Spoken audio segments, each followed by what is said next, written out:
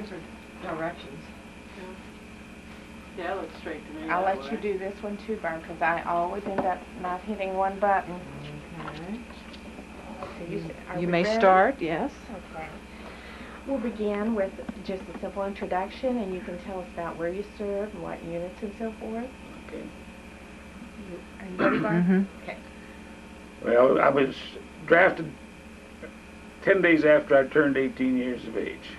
Ooh. Spent 18 weeks or 17 weeks in Oregon taking 7 weeks of basic training, 4 weeks of engineer training in 3 years of, or 3 months, 4 months, 3 months of bivouac out in the snow mountains of Oregon. From there I went to New York City and lived right in the New York City in the Broadway Hotel and went to electrical school. The minute electrical school was over, we were given a 10-day furlough, and when I got back to New York, why, we shipped across over into England. We were supposed to go straightly into France. We left the United States on the 15th of June, which was just a week after D-Day.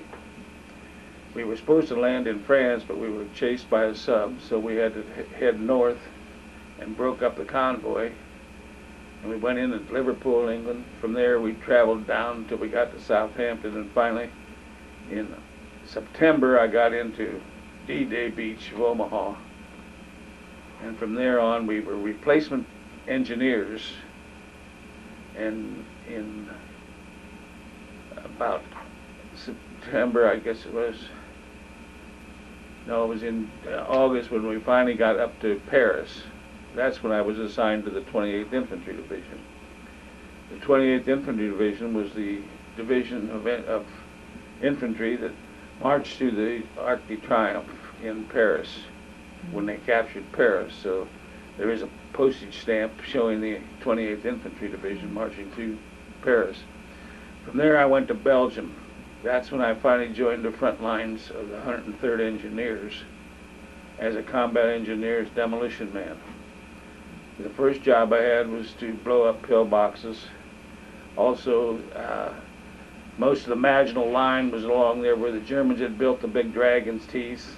We had to blow those out so we could get tanks through that portion of it. We went into the town of Schmidt in Germany, which was 3 different nights we went there. We went in, took the town. The next day the Germans came back and took it back. And we went in the next night and took it back again. And that was 3 different times when we finally succeeded in holding this town of Schmidt. By that time, our division was pretty well shot up. We were only about 50% of the men we should have, so they sent us back to Mauch, Germany, which was just south of Aachen. And we stayed there until we got some new troops, and finally they took us up on the front line below St. Vith. That was where they were actually holding the land. We were stretched out pretty far because we didn't have the manpower until the replacement troops came up. And on the 13th of December 1944, I was up with a platoon of boys repairing the roads up in the front lines in front of the infantry. And we heard tanks moving around, so when we went back to headquarters that night, or back to our camping area, we told the colonel about hearing tanks and everything else, and he said, well, I don't think they're German tanks, he says. But at 4:30 that next morning, why, they woke us up, SIG rifles, and you're going to relieve the infantry up on the front line. There's been an attack. The Germans are on a run.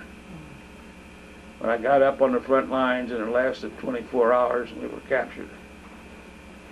They had just ran so many people because they had decided that they wanted to get to the Meuse River, that they threw everything that they had at us. And of course we were spread out. Some of the foxholes that we were living in, actually, spending time in up when we were guarding up there, were actually 25 and 30 feet away from each other. So you know how thin we were spread. And I was captured there. They marched us from there back to St. Vith, And in St. Vitt, they took different groups of prisoners as they gathered them. They didn't have any prisoner of war camps or anything set up, so they just spread barbed wire and made camp areas. And in the camp areas, there was maybe 200 or 300 here, and then maybe another one down the road a piece. They'd have different ones, and they only put 2 or 3 guards marching around those camp areas. And of course, we didn't think it would do us any good to run, because they'd already overran us and we were behind the line, so where would you run to? I mean, you didn't know which way really to run. I knew where some of the roads were because we had maps of the roads when we were repairing some of the roads up there as an engineering group. And after that, we heard about the Malmedy massacre. Now, the Malmedy massacre was about 2 miles down the road from where we were. And it was the same type of group of men. They were all American soldiers in a fenced-in area, and a German truck backed up to the fence, and as they pulled the tarp up on the back of the truck, there sat a man with a machine gun, and he had machine gunned all the people in that camp. Well, that day when we heard about that, this friend of mine from Chicago and I were the only 2 of my squad that was in this camp together. We sat that night and said, you know, I don't like this. We just didn't feel right about staying here, because we thought, well, hey, this could happen to us the next day. So that night we decided to go, and we left underneath the barbed wire after the guard had passed, and we had a barn up on that front road where we were, between St. Vitt and the town of Prim. We were captured actually at Prim, Germany. But halfway between, we had a big barn that we had kept some of our equipment in when we were there. Consequently, I knew where that barn was, so we went to the barn and we stayed in there for a few days. And then we gradually started our way back, trying to get north to Belgium. And on Christmas Eve, we finally got back to the American lines. We rode out on an army tank that we found on the side of the road. There was a tank officer with it and 2 other men. By the time we got back to Liège, we had 8 people riding on the top of this tank. We had had several attacks with different soldiers where they shot at us and stuff like that. And I remember Christmas Eve, we just about back. We thought we were getting close to Liège and another town. I forget what the name of the town was. But as we got there, the Germans opened up on us, and we dove off of that tank, and I hit the ditch side of the road, which was nothing but ice and water. So we rode the rest of the night all wet and everything else and cold. But that night we got back to the American lines. After that, we were put into another group of just pickups, what they call pickups, and there was nothing but maybe about 30 of us that went out on different projects for the Army. And you weren't with your regular group or anything else. And then about a week later or 2 weeks later than that, we went way down south at Colmar, France. Patton's group was trying to get through there, and they had mined all the roads, so we went down there as a group of engineers, all the engineers they had gathered together, and we went down there, probed 8 mile of road with bayonets trying to find the mines under the snow on the road. As we found them, we had to get them out of there and clean up the road to get into town to Colmar. In the town of Colmar, we took over 3 houses that they told us they wanted to clean those houses out so that they could have a headquarters. Part of those houses were booby-trapped. In one house, we took 200 and some booby traps out of the house. Good. One man walked up to open the gate. He had a 22-foot pole, and he reached over to open the gate. We never saw the man after that. It was just, the whole thing went up. But from that point on, I got back. Then after we got the town captured and everything else, we went back up north to form back with the 28th Infantry Division, and they shipped us to Bonn, Germany. And from there we went to the Remagen Bridge. They had just blown the Remagen Bridge and dumped it in the river.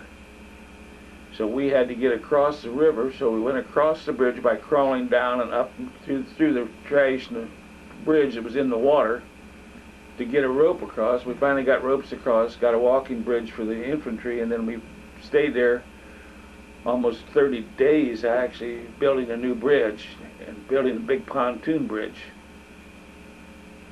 for the infantry. After that, well, it was shortly after that when I was given a truck just to truck ammunition to the front lines. Now we stayed there in Bonn, Germany, but we were just in a trucking outfit at that time because there was never enough men in our outfit to go back as a frontline infantry.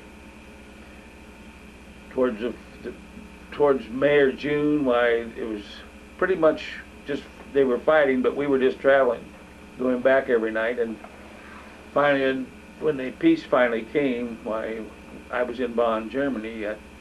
That is where I took my Nazi flag off the front of that building. It was hanging on a building, so we took it and folded it up. We had that. I shipped it home to Mom, and in June we left there and we landed back in the New York harbor from Le Havre, France, went back into New York, in Boston Harbor. Then I was to go to Mississippi to rejuvenate the 28th Infantry Division. And after we got the infantry division rebuilt, we were supposed to go to Japan to help fight Japan. Well, after we got down there, they gave us a 30-day leave. And I was still home on the 30 days when VJ Day was declared and Japanese surrendered, and my brother went in. While I was home, he went into the Army. And the night of the VJ Day, well, that was when we took the Nazi flag. Mom laid it in the living room floor, and she hung a sign out front, "Come dance on the Nazis." And it was just a wonderful thing. I mean, you didn't realize at the time it was just another day, basically speaking, but now that you look back at it, why, I guess it was something that Mom really appreciated. She had saved a lot of information over the years, and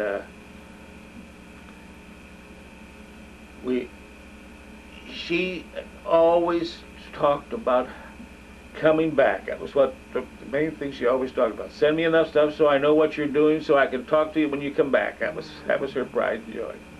And that's basically what we did at that time. I mean, That's pretty heroic. at the time, you know, you didn't. It never appealed to me. Today, I can see where the kids of today don't know what really World War II was. And until a couple weeks ago, why you didn't even have any idea what Pearl Harbor was. Then when Pearl Harbor Day was celebrated, why people did see some of that. Now that they've had a little bit of New York, it has woken them up just a little bit anyway. When you spoke about being captured between the two towns and that you had to walk, was that a distance of several miles? Oh yeah, it was about 8 miles down the road, yeah. So that was how far? And then when you talked about, I'm thinking of some of the students that might watch this, you talked about, I believe you call them dragon's teeth, and the pillboxes. Can you explain a little bit what those are? The dragon's teeth was really a wall that stretched for, it was miles, all the way from the lower part of Germany to the upper part on the German boundary line. But it was, they were approximately 3 foot high. They looked like a tooth, buried upside down, was sticking up. And it was probably 6 foot, some of them were 6 foot at the base, some of them were 8 foot at the base, some of them were smaller. But they were all different sizes through there, so that if the tank wanted to get through, he couldn't get through it. It was all solid concrete. They poured these teeth all these miles so that there was no roads. So we had to go down those roads, and if we found teeth in the roads, we had to clear them out by blowing them up. We would put dynamite around the base of them, crack them, and then push a dozer in and push it over or push it out of the way. In the same way, when I said the pillboxes were nothing but a room that was made of concrete. And all it had, there was no windows in it, but there was a way to get down to it, and then there was slots built about 2 foot long wide, actually speaking, for a machine gun to stick out. And these Germans would be in those pillboxes on the borderline, right up along where Germany and France met, actually, in Belgium borderline. That's where they used a lot of those. They had a lot of those built on the hills of Omaha Beach when the boys came in on Omaha Beach. That's when you couldn't hardly shoot anybody. If you shot somebody, you had to shoot it with between a little 4-inch opening. You couldn't see anybody or anything else, but you knew when you could see the gun maybe sticking out or something like that. That's all you could see. But we had to blow those, and those were all made of concrete. So we'd have to lay dynamite on the top of it and blow the top right out of it. Of course, anybody that was in it was killed instantly. Now, so a big part of the combat engineers would be, even before, as you said, before the front lines, doing the demolition work. And then I guess you would also come back on an as-needed basis? When I was with the 28th, we stayed in one area, and we trucked every morning to where we were going. When we were in Hurtgen Forest, which was near the town of Schmidt, which I was saying it took us 3 days to really hold on to it, we were going back every day right up to the front lines, repairing the roads or fixing the road, or maybe sometimes we'd have to go up and get a tank off the road, back up on the road or something like that where he ran out and couldn't get out. We'd take our bulldozer and pull him back out of there or something of that nature. But other days when there was nothing to do, we would be repairing roads. When I got up into Hurtgen Forest, there was hardly any roads. It had rained so hard and was so bad that when you ran down the road, you could actually run right out of your boots. You had to wear these big boots, rubber boots, because it was just that muddy. And you couldn't put roads. We'd cut trees down and just lay them wherever we wanted to make a road. We'd just lay the trees down there, and then we'd run trucks over them back and forth till it padded down enough to drive on. Because the mud, they would sink actually in the mud. Maybe you'd come back in a day or two, you wouldn't even see the road there because the mud would just use up right through the trees. Now, did you have auxiliary units that worked in conjunction with you on a regular basis, or was it just we were an engineering group. Now the division, we were the only engineers in the division itself. We did most of our work by ourselves. Occasionally we would turn around and call back for bigger equipment, which would come under the division or the core groups would be bigger. In other words, they'd have the big cranes, the big trucks, the big bulldozers and stuff like that. We had our biggest piece of equipment was a 6-ton truck with trailer and a bulldozer, and that was all we had basically with us most of the time. Now, when you went in on these demolition units and so forth, you basically had the people that did the explosives, and then did you have like was there a scouting group that had gone ahead of you? The infantry usually turned around and would scout out what they wanted done. They'd wire us back, say they had 2 pillboxes, 7 dragon teeth in their way of where they were going. The captain would come down and get the 3 electricians, which I was an electrician, which made me a demolition man. He would get us, go through it with us, tell us what we had to do, and then he'd give us so many men for each one of us. And the men would have to carry the dynamite or whatever type stuff you were using. They had several different things that you used. And you would have so many men to carry that stuff up for you and pile it up on it, and you had to wire it. My job was to wire it up, and then when we got back, we would have a certain time limit, and we decided maybe at a certain time when we was going to blow all 4 areas at one time. And we'd watch our clock, and then I'd blow the dynamite and then head back for camp again. And we opened it up for the infantry. They let us know the next morning whether it was cleared or not, and so forth. Was there a concern about giving away positions or anything when? Not really. Okay. We never had that much worry because we were constantly right up there. There was not that much people knew about anything that was going on. When we first moved up into Prim, Germany, just to guard the front line there where we were captured, we didn't even know the Germans were right across the hill. Till that day we were up there in front of the infantry, repairing that road. Then we could look over on this other hill, like a mountain base back there. We could see or hear the tanks moving in, and I kept saying, them sound like Panzer tanks. And when we went back that night, we told them, they said, no, they tell me that they're changing the guard just like you are. You just came up, now they're changing the guard and they're putting new guard up there. And within 24 hours, we knew differently. Now, how many were in your engineering group? You said you were the only two engineers per se, but how many were in your group? There was 11 in a squad. Okay. Out of the 11, only 2 of us came home. Okay, and you were the 2 that escaped. Yeah. So later you found out that you never could find out. Okay. I had a real good buddy of mine that was in the 106th Engineers, which was another division right there with us. And he was killed on the first day up there. And when I tried to find out, you couldn't find out any information as to how he was killed or anything else. You knew approximately how he was killed, but you couldn't really find out much. And you never did know what happened to a lot of the guys. We got back here in the States and we ran into one boy back here in the States that had been in our outfit that had escaped and got into another place, but he had been shot up, and he was in a hospital at the time when we were just finishing off the war, actually. Was the terrain there mostly hilly or? Hilly, forest, a lot of forest. I fought in the whole Hurtgen Forest. The biggest problem with Hurtgen Forest when you were fighting in that area, aerial shoots where they were shelling us from their side. The Germans were shelling us. When you're in a forest like that, it doesn't come down and hit the ground.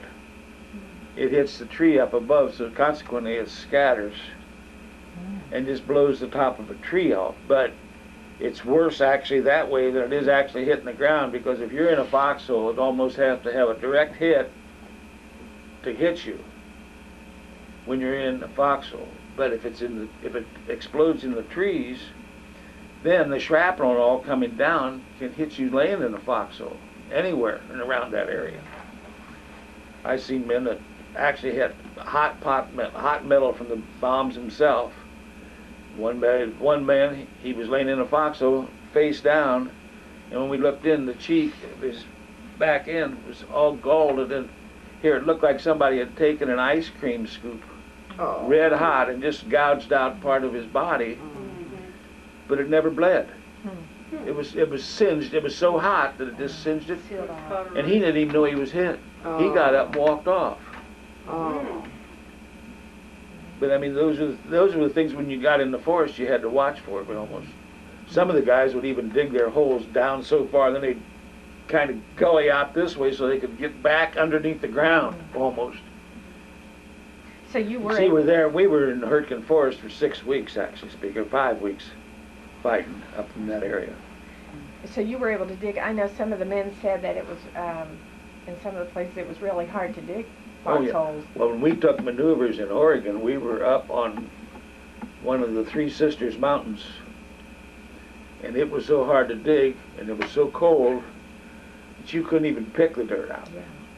Some of the guys didn't get down that far, and that's what their foxhole looked like. Yeah, that's what they were saying. They just, no And it was it was cold, stuff like that. We'd wake up in the morning, there'd be deer running through your camp and stuff like that. We had 3 weeks of full-time maneuvers before we got out of there. Did you have trouble with your supply lines? Was that a major problem? That wasn't a major problem too much. There was times when there was. Now, that was the reason that the Germans never succeeded at their breakthrough, basically speaking. They ran out of fuel, and their big fight was to go into our supplies of fuel. And of course we had it stored up above Bastogne, is where the main gasoline storage was. And they were trying to get to that place to get the fuel. If they'd have got that fuel that was stored there, they would have made it all the way to Antwerp and would have succeeded in their project, because that's what Rumstead wanted to do. He wanted to get to Antwerp. But that was a case there where when the American boys that were guarding that fuel depot saw finally them coming, they actually rolled barrels of fuel right down the hills and lit them by firing at them afterwards, and got a fire started, and then the fire actually came up the hill and blew the whole gas depot up.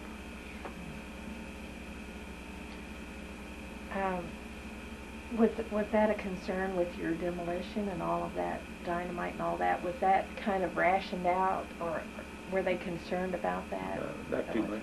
We carried it right with us on our trucks. Nobody ever worried about it going up. They could have hit it, too. I mean, it's just one of those things, I guess, you learn to live with. Yeah. Inherently dangerous business. Yeah. You've answered a lot of our questions. We talked some about, you said your duties were a little bit different as you got into different units and depending on the circumstances. Were you able to keep up, I know you said just the two of you got out of your unit, were you able to keep up any friendships from your time in the service, or? That buddy that I escaped with, him and I were friends up until he died here 4 years ago. Okay. He was from Chicago, and we had gone several times up to see him. And then you said that you were a single young man, 18 years old, Right. when you were drafted, and so you didn't have a family at that time except your home family.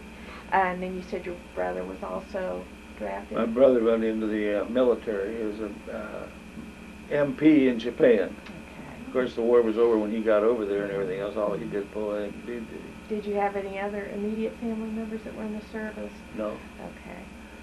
The only thing after, it's surprising how things happened.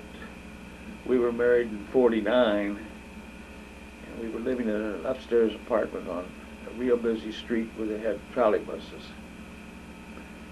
And one night we were sound asleep when the trolley bus blew a tire right in front of our apartment. Oh. I think my wife had to look for me that night because I was under the bed. Oh. But 3 years later, you still had that instinct to get under. Self-preservation. Yeah. As far as your time that you spent in the service, what would you like young people or the people of our community to know? I'm sure you had a lot of negative experiences. Were there positive things that you Yep. pulled from it? Oh yes, very much. So I still, when I first came home, I said to my wife, I said, you know, I think every young boy should go for 1 year, because the training was good for anybody. The experience of just traveling the country. There's a lot of boys yet today. I spent my life in Dayton, Ohio. If I hadn't been in the Army, I don't know what I'd have seen. I might not have seen any of the world. Whereas I did see a lot of the world anyway. I know when they celebrated the D-Day in 50 years of D-Day, we tried to get reservations to go over, and we finally they told us, finally AAA just says, don't even plan on going because there is no hotels that can handle the number of people that are going over. They said if you go over, you're going to have to rent cars because you won't be able to get to any of the towns you really want to get to because there won't be any hotels there. And he says you really won't be able to see what you want to see without driving miles away every night to get a place to sleep because there's just that many. And he said the majority of the big hotels were taken over by the government for the senators and so forth and so on, which is natural. They were going over for that celebration of winning the war and so forth. But you think, well, I'll go back over and see it, but I don't think there was many of them that really went back over to see what they wanted to. Every tour we tried to get on, they would plan the tour for you, but they wouldn't hit the towns you wanted to hit because the towns you remembered were not Paris or Berlin or just some of the big towns where they had the big hotels. I was in towns, St. Vith was basically originally nothing but a crossroads. Yeah. It was a lot smaller than Waynesville, so I mean it was nothing there other than a few houses and farmhouses and stuff like that. And you didn't have the industry over there in those days either like you do today. Basically agriculture. Yeah. Can you explain a little bit about your things that you brought to show us? Can you explain the symbolism of the braid and so forth? Yeah, this are just regular rifle and gun shooting medals from basic training. This is a good conduct medal for being in the service with no problems. This is what they call the victory ribbon for the United States, actually.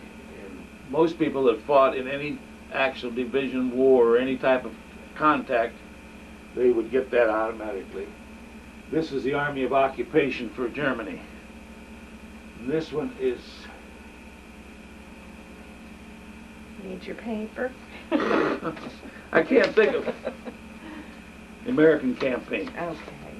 And then, of course, the discharge pin here, this is a presidential citation. Everybody that was actually in the service got the presidential citation on an honorable discharge. And this is what they call the European theater, African European theater, which included France, Africa, Italy, Germany, Belgium, all of that area. And there's three battle stars on there are for the 3 campaigns I was involved with. Those are just actual campaigns like Herkenforth for the Battle of the Bulge and so forth. The rope is the French Croix de Guerre. That was given to the 28th Infantry Division when we captured France. And they gave all the division people who marched through the Arc de Triomphe in Paris the right to wear the Croix de Guerre on their uniform. That's a shoulder rope that across your shoulder there. That's the U.S. Corps of Engineers, and of course that is the 28th Infantry Division, which they call the Bloody Bucket, or that's what the Germans call it, the Bloody Bucket. It was the Keystone Division of Pennsylvania, National Guard. And that was what I was assigned to. Did you have much contact with the regular citizens of the countries you were in? Once in a while. In Bonn, Germany, we lived in a house with people. Before I went to Prim, when we first moved into that area before we were captured, we were living in the barn of a farmer there who had been raised. We were fairly lucky there. The lady of the house loved to cook. They had gobs of potatoes. I mean, the barns would just be stacked with potatoes for the winter. And of course, we were there in the October, November, and December, which meant they had plenty of potatoes and stuff like that. And we would go out at nights and shoot boar and bring it back, and he would clean them, and then she'd cook all that boar, and we'd have boar and potatoes and stuff like that inside their house. She would bring us all in there, and she'd feed us all. But there were some nice people, but it's no different than what it would be here, I think. You feel guilty, or you feel maybe wrong for entertaining maybe a German soldier or something like that. But when you saw the German soldiers, you realize, hell, he was just like me. I come from German descent. My family was from the lower part of Germany, Frankfurt and around that area. My great-grandpa came from there. And when you saw some of those soldiers just stand on the street corner, why, you thought it was your next-door neighbor as far as it goes. But with all the events that have gone on in the last couple of weeks, I'd just like to get your angle on that while we have you here. What's your perception of that? My perception of that, well, I tell you, when I first came home from Europe after World War II, I know after we were married a little bit, sometimes when there was conflicts over the years and stuff like that, I'd say to my wife, you know, the best thing that would ever happen to the United States would be if something hit us on our homeland just once, so that the people of this country would realize it. And that's exactly what I said last Tuesday, or the 11th of September, was, well, now there's going to be a few people that at least realize what we've been. I'm not saying we're perfect, we aren't. But some of the ideals we have are. And as long as we got those ideals, we'll be all right. But it's easy to sway, because you can see that when I was in Europe. I ran into soldiers that were 12, 13 years old that thought Germany was the greatest place ever came on the earth, because that's what they had been fed. And if you feed them the right things, you can get the right things out of them. And that's the only reason I still talk to some of the kids in grade schools and stuff like that when they're studying World War II. And I still think there's a lot of people that should go to the military and at least get a year or two in. It ain't gonna hurt you. When you're 18, I know my own grandson will graduate this year from college. And I said, you know, even if he goes, I hate to see him go, but at the same token, I learned so much from basic training and everything else. And I wasn't from a wealthy family or anything else, but I saw a lot of kids. We had one kid, I can remember him so well when we were drafted. We got into the basic training camp over at Benjamin Harrison, Indiana. And the first thing they did was run us through the barber shop. This kid was a concert pianist. Beautiful big hairdo on his head, you know, and everything, like most of them. Typical of a regular musician. And the first thing they did was grab that shaver and right down the center of his head. They went and cleaned him right down to the scalp. And the kid cried. He'd never had his hair cut before like that, he said. And he cried. But that's the kind of people you met, and they were just as good as the rest of them, but you met all kinds. And that's the thing that I think everybody needs. What do you think of today's military in comparison? It needs to be better. In what way? It could be worse. Well, I think we've spoiled them to a certain extent. Mainly with the fact that they give them too much talk to get them to come in. We didn't have a choice. I sat up last Sunday. We were at a school festival thing that they had out. They were talking about the fall school system and so forth, and what different groups of the parish was going to have for this winter and so forth. And one of the guys came up to me and was talking to me. And finally he said something about last Tuesday, a week ago. He says, well, he says, you know, he says, that's a bunch of crap. He says, it was a planned thing, he said. He says, this is a government, he says, it's always been that way. He says, I'm getting ready to move. And I said, where are you going to move? Well, he says, I'm not going to let my kids ever go in the Army. If they come with a draft or anything else, I'll run to Canada. And I said to him, well, that's good. But why don't you just run now, because you don't deserve to be here. But there's still a certain amount of that, but I still say that's a certain amount that these kids would learn. And the thing that I say about the Army is, at least you get into a routine. You're up at 6 in the morning, you go to breakfast when you tell you to go. You don't go when you want to go down and have a donut or something. You go when they tell you or else, and you do everything according to that.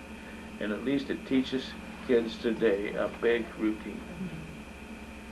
If there is anything that we haven't covered that you would like to mention, that you would like people to know, or maybe something that you haven't had an opportunity to say before, is there anything that we've left uncovered? Not particularly that I think of.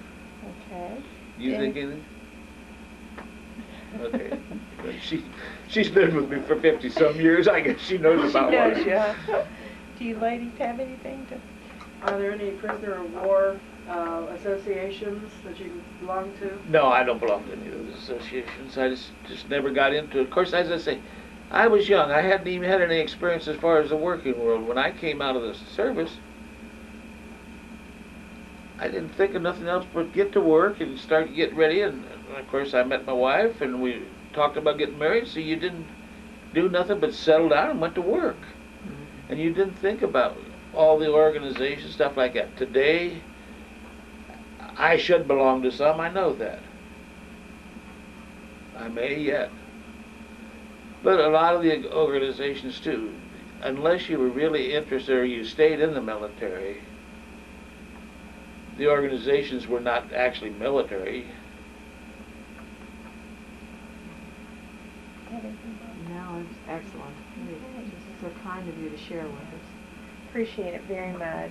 Appreciate your time. Appreciate your service. That's all right. I've enjoyed the last few years just talking to grade school kids.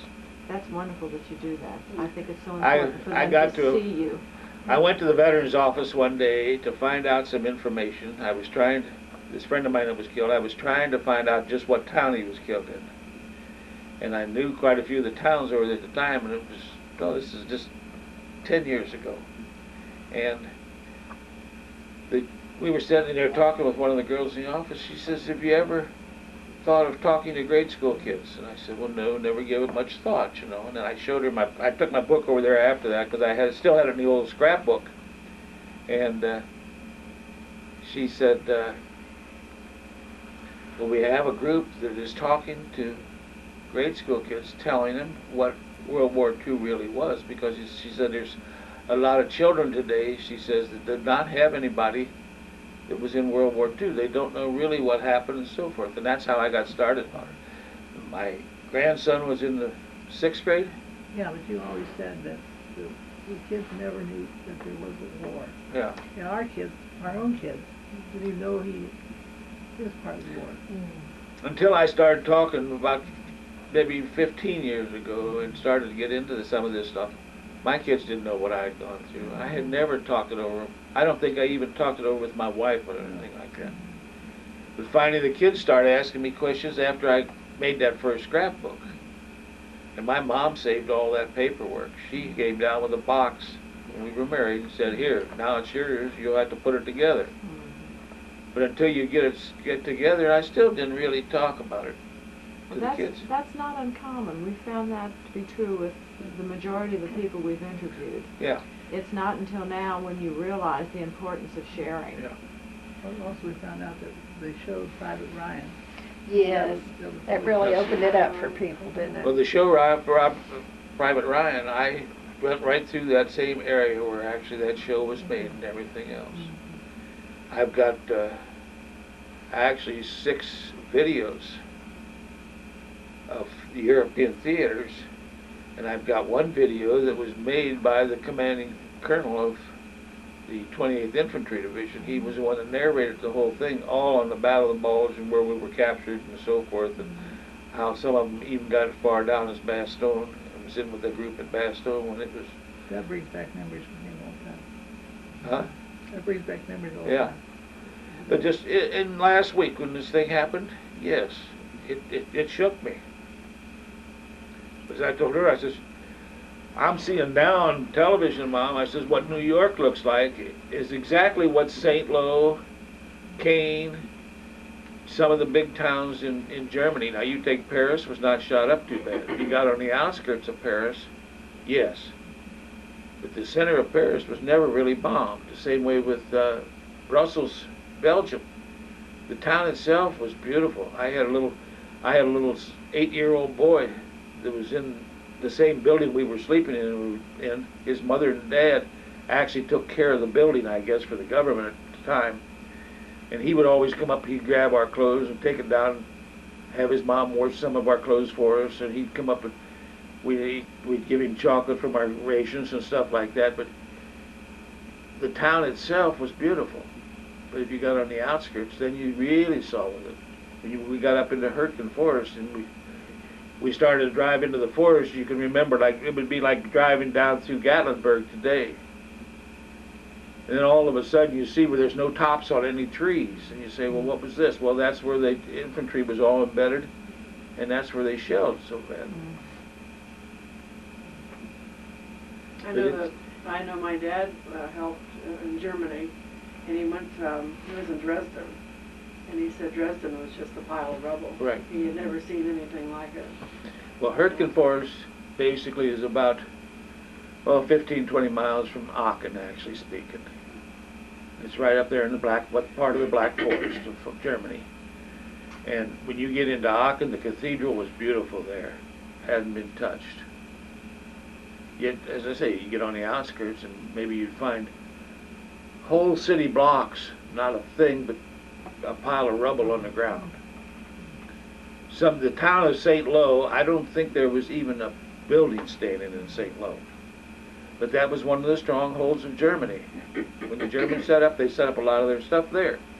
And that's the reason we bombed and bombed and bombed until if you sat there and would have watched some of the bombers take off when we were in England, there would be hundreds of planes at one time going across the channel to bomb. Before that, it's just hard to realize how many planes. When the paratroopers came into Bastogne, we were up north of Bastogne on the upper side of the breakthrough, and when they came in there, they were just nothing but gliders. You could see nothing but that in the air. But we spent 5 days there waiting for the clouds to clear for them to get in there because they couldn't even see the ground to jump. It's amazing. It's a lost land, too. Oh yeah. I have one more question. There's a great movie that was made in 1946, I think, called Time of Our Lives. It's about the struggles that the World War II veterans had once they came back, finding jobs and readjusting to life in the United States. It's a great classic movie. And I think it's the only movie ever made about the aftermath of war, Yeah. what it was like when you came back. And most of us don't think of that. We know about Vietnam, and the Vietnam veterans had a very hard time readjusting. But you guys too had to readjust after. The only advantage that we had, I think, over the Vietnam War was a war of controversy. There was a lot of people in this country that did not like the idea that we were over there, and consequently, when they came back, they had the pro and con, and they did not win. There was no win or lose in the Vietnam War. Consequently, when we came back, it was more an historical thing. The troops were coming home. We had marches. They had parades for you, things like that. That didn't happen too much. But of course, there was not near the number of people in the Vietnam War involved in it as there was in World War II. You got to remember that in World War II, there was hardly any men from 18 to 45 floating the streets here in the United States at that time. Whereas in Vietnam War, you still had everybody working, you still had a lot of people around, yet there was a lot in the service, not near. The whole Vietnam War almost did not lose the number of people that we lost on D-Day. So consequently, it was a bigger thing, yet there was hard times. And as I say, you know, a lot of things you didn't remember. That was 3 years after I came back when I dove under the bed there at the house from a tire blowing in the street. But it's just something that was instinct, yet was still there. Yet we came back, we were given a couple of $100, and most of the guys at that time had gone in when they were either just married or they had a sweetheart when they went out, and when they came back, their only job was, or the interest was, I want to get married, I want to start a family, or I got to get some money, and everybody went to work. And that was the difference. Did you have a hard time finding a job? One of the characters in this movie I mentioned, his problem and his frustration was he could not find a good job after coming back. I was an electrician. Of course, I couldn't find a job as an electrician when I came back because I couldn't get in the union because I did not have a union card. You'd go to the union headquarters and they'd say, well, we don't need any electricians. But if you can find a job, we'll give you a union card. You'd go out on a job lot, and the guy would say, I can't hire you unless you got a union card. Which was part of the consequence. Yeah. But I was also a mechanic. I loved automobiles. I turned around and started working for people just repairing cars. And I went to work within a couple of weeks, I guess. In about a month, I went to work working in the body shop. And within a year, I was into automotive electrical work and stuff like that. You just ended, good enough. But yeah, it was. There was problems. And there was a lot of guys that didn't know what they wanted. I didn't know what I wanted. I was only 18 when I went in. It wasn't like I had a job. I can tell you, my son's right today. I've got I got a computer engineer. I've got a boy that was a manager of a big company, had 70 employees. And if they took him today and he came back, he'd have a hard time probably, because that company's going to find somebody else to run that company. And you have to find another company maybe, and he's not going to get there. But I myself was only 18 and never had done anything but school. So consequently, when I came back, a lot of the boys were the same way. They went back, the Army offered, I mean, when you came out of the service, you were offered so many years of college. If you had time in, so much time in, you could get years of college student. I wasn't too interested really in going back to school at that time. I went to probably 7 or 8 different schools during the course of my lifetime since then. I had automotive engineering and everything else on a correspondence course right after I got out. But within, 5 years, I had bought my own place and started my own business, actually speaking. So it was different, and it was a different time. A man could go to work in those days and make a living on $100 a week, or $50, $60, $70 a week sometimes.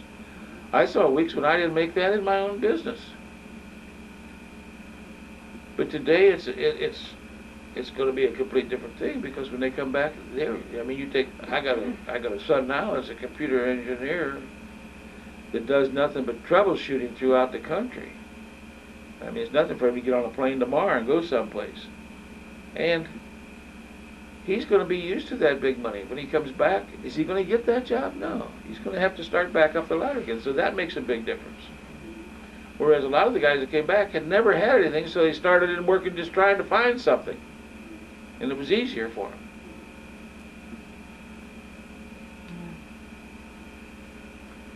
Okay. Well, I think we're finished, unless you have something else. It's all right with me. Okay.